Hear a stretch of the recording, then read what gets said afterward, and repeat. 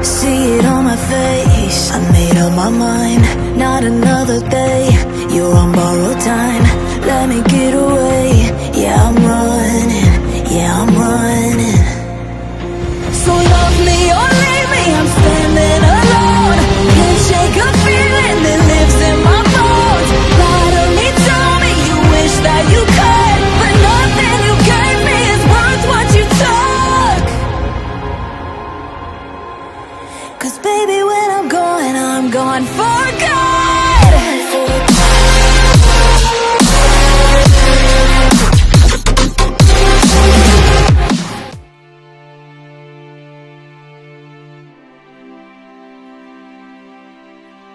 Melanjutkan dari kisah sebelumnya. Sebelumnya setelah Rasponix api meninggalkan tempat itu, aura Xuan Huang yang semula kuat langsung melemah dengan drastis. Di tubuh Xuan Huang muncul warna merah muda tipis seperti kabut dan bercak itu terus meluas dengan cepat. Sehingga dia tidak mungkin bisa melanjutkan pertempuran. Jelas pada saat ini, Xuan Huang telah menerima racun yang mematikan akibat pertempuran sebelumnya.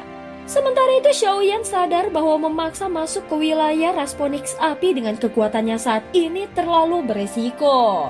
Selain itu pengetahuannya tentang dunia Sanhai masih terbatas.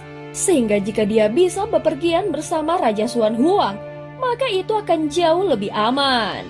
Dari pecahan ingatan Tian Luolan, Xiaoyan berhasil mengetahui sedikit tentang keadaan Raja Tianzang.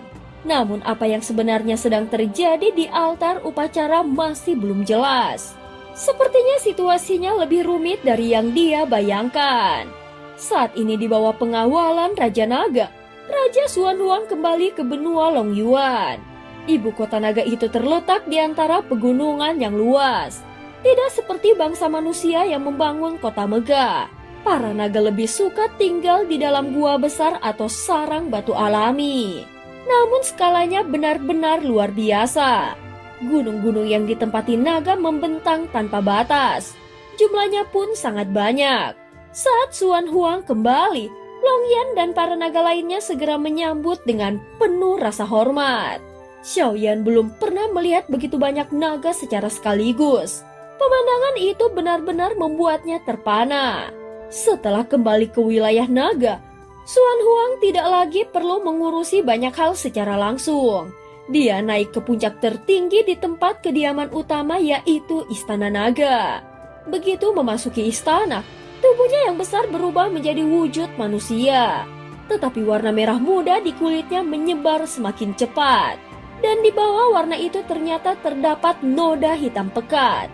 Itu bukan sekedar luka biasa, melainkan racun yang sedang tumbuh dan merambat seperti akar tanaman. Racun macam apa ini? Gumam Xiaoyan dengan wajah serius. Dia memang tidak terlalu paham soal racun. Tetapi jika bahkan seorang Xuan Huang tidak mampu menahannya, berarti racun ini sangat mematikan. Sebelumnya aku sudah pernah memberitahumu, ucap Xuan Huang pelan sambil menahan nafas dan melanjutkan kata-katanya. Di dunia Sanhai telah tumbuh bunga-bunga hitam yang muncul dari warna merah muda ini. Itu adalah sumber racunnya. Racun ini sudah lama tersembunyi di dalam tubuhku.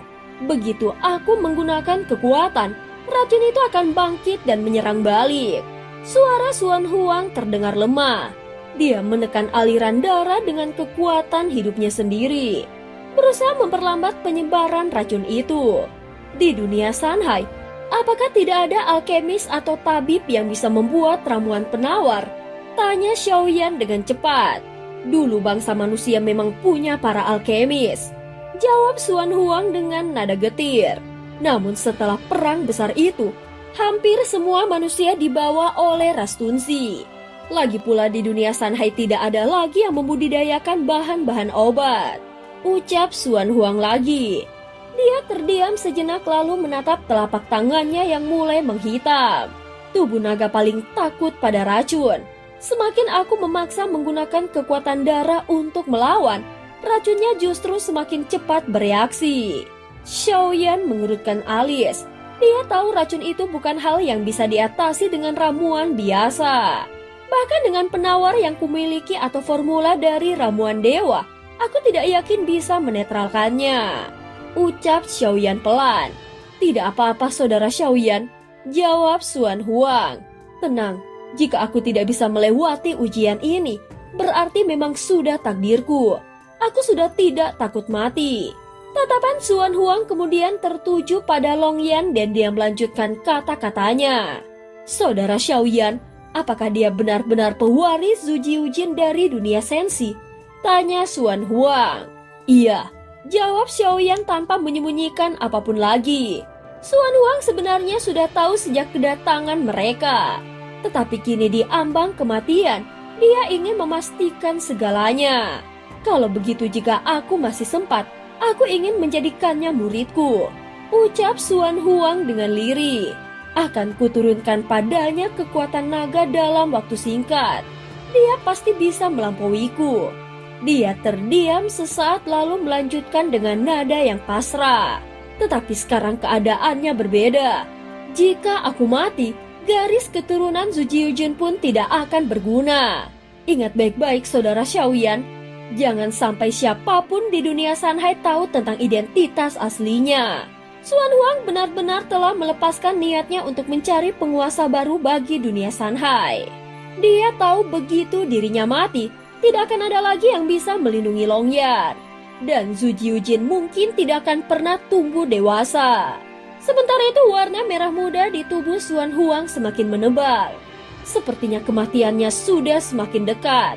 Dalam keadaan seperti ini, Xiaoyan sadar bahwa menemukan penawar terbaik berarti harus menghubungi nomor 7. Satu-satunya sosok yang mungkin tahu tentang racun tersebut. Dia segera mengeluarkan giok penghubung lalu menghubungi nomor 7 melalui kitab Dewa Kekacauan. Xiaoyan segera menjelaskan situasi Xuan Huang secara detail. Formula penawar aku punya banyak, jawab nomor 7 dengan tegas. Bahkan formula tingkat transendensi sekalipun. Tetapi bunga hitam itu sudah kuteliti sejak aku datang ke sini. Tampaknya racunnya tidak mudah diuraikan. Dia terdiam sesaat lalu menambahkan, baiklah, aku akan datang sendiri. Nomor 7 memutuskan untuk turun tangan secara langsung. Sejak awal, dia memang tidak pernah benar-benar menyembunyikan identitasnya. Dulu dia tidak berani menampakkan diri sebelum Xiaoyan menembus batas keabadian para dewa. Tetapi sekarang dengan kekuatan Xiaoyan yang melonjak pesat, bahkan sudah termaksud ke dalam jajaran terkuat di 9 dunia, nomor 7 merasa sudah waktunya untuk muncul. Begitu jiwa Xiaoyan keluar dari giok penghubung, matanya perlahan terbuka dan hal pertama yang dia lihat adalah sosok kecil bersisik berwarna keemasan dengan sayap mungil yang berdiri tepat di hadapannya. Sebelum Xiaoyan sempat bereaksi, makhluk kecil itu langsung membuka mulutnya dan menyemburkan api berwarna emas kemerahan. Tubuh Xiaoyan sedikit bergeser. Namun sebelum api itu mendekat, seberkas cahaya muncul di antara mereka. Api itu seolah tertahan oleh kekuatan tak terlihat dan sama sekali tidak bisa mendekat. Bauer, jangan kurang ajar. Suara berat Xuan Huang bergema disertai kepakan sayap besar. Anak naga kecil itu segera terbang mundur lalu mendarat di sisi Xuan Huang.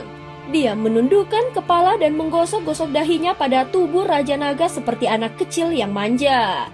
Apakah ini naga bersayap emas? Tanya Xiaoyan dengan ragu. Iya, itu benar, jawab Xuan Huang dengan pelan.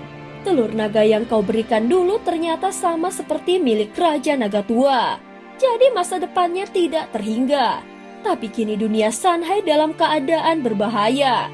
Jika aku tidak berhasil melewati cobaan ini, bawalah dia pergi.